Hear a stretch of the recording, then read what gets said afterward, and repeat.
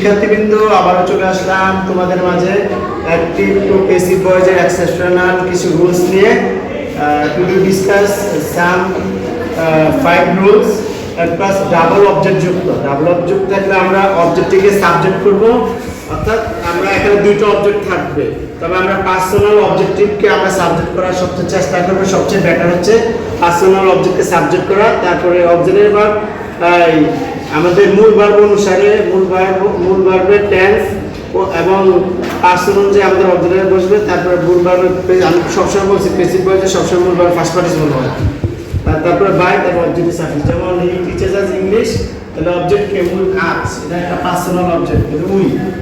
Teaches এর present টেন্সে am is are বসে আর টট, মূল ভার্ব টিচ টট।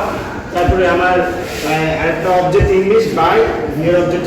তারপরে ইনট্রানজিটিভ ভার্ব যুক্ত অ্যাক্টিভ টু প্যাসিভ করার সময় অবজেক্টিভ সাবজেক্ট অক্সিলারি V3, তারপর এখানে ইনট্রানজিটিভ একটা প্রিপোজিশন, পদার্থ প্রিপোজিশনটা বসবে বাই সাবজেক্ট অবজেক্ট। যেমন they looked at the poor man, the poor man was looked at by them.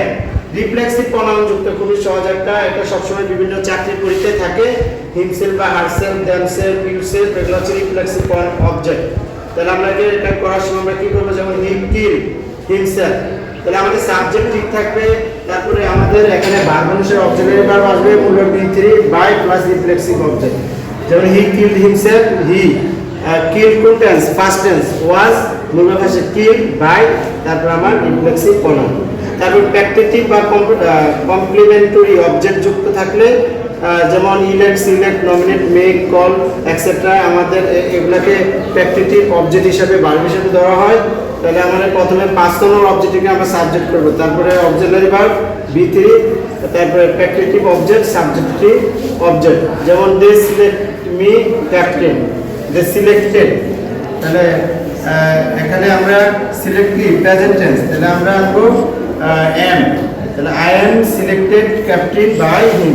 এই যে আমাদের এটা যে অবজেক্টটা আছে, এটা হচ্ছে আমাদের যে প্যাকটিটিভ অবজেক্ট, এই প্যাকটিটিভ অবজেক্ট আমাদের বসে যাবে। তারপরে হচ্ছে কগনেট অবজেক্ট যুক্ত। কগনেট অবজেক্ট কি, ইনট্রানজিটিভ ভার্বের পরে কোনো অবজেক্ট যখন ট্রানজিটিভ ভার্ব হিসেবে কাজ করে তখন এটাকে কগনেট অবজেক্ট বলে। যেমন you run a race, a race, তাহলে run first tense was, run run, ran run by you.